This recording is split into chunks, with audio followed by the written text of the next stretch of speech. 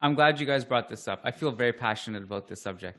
I think, like, I feel like they just need to take a break from this tournament for a little bit. There's no reason to play this, especially this year. I mean, at one point, the commentator said, Uruguay have won this tournament record 15 times. And I'm just like, my brain went numb for a bit. I was like, dude, if any nation wins your tournament 15 times, that means you're playing it way too many times. That's crazy. Just take a break. Shut it down for a little bit. I think we need a break from this. Like, it's happening almost every year.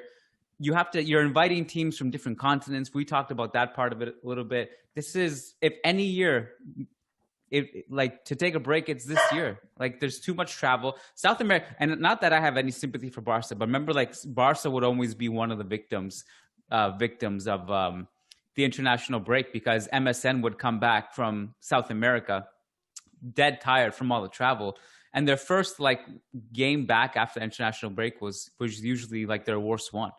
And so I just feel like we're doing this a little bit too much to, And by the way, how has Messi not actually won this tournament yet?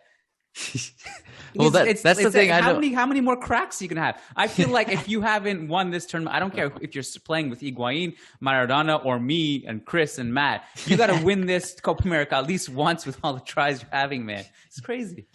That's what I don't understand. Like, historically, how often was this wasn't it every 2 years or every 4 years or whatever? And then all of a sudden they just decided it's every year. Like, that was the crazy thing. It totally ruins the excitement for the Copa America. And like, kind of to your point, Kian, like Uruguay winning it 15 times. Yeah, it would be cool if it was every 4 years, but now that it's every year, like it takes away the value of actually winning it.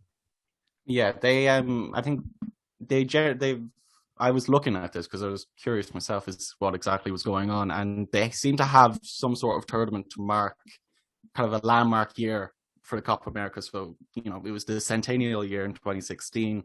They have anniversaries for the 50th and 25th year, but I mean, I think that doesn't really explain how we've gotten I think we've gotten 3 tournaments in 4 years or 5 years, which is just absurd. So I mean, it seems to me that until Argentina actually win it, we're just going to have Copa Americas.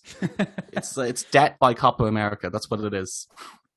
I would just love if they finally won it after Messi retired. That would be my favorite timeline.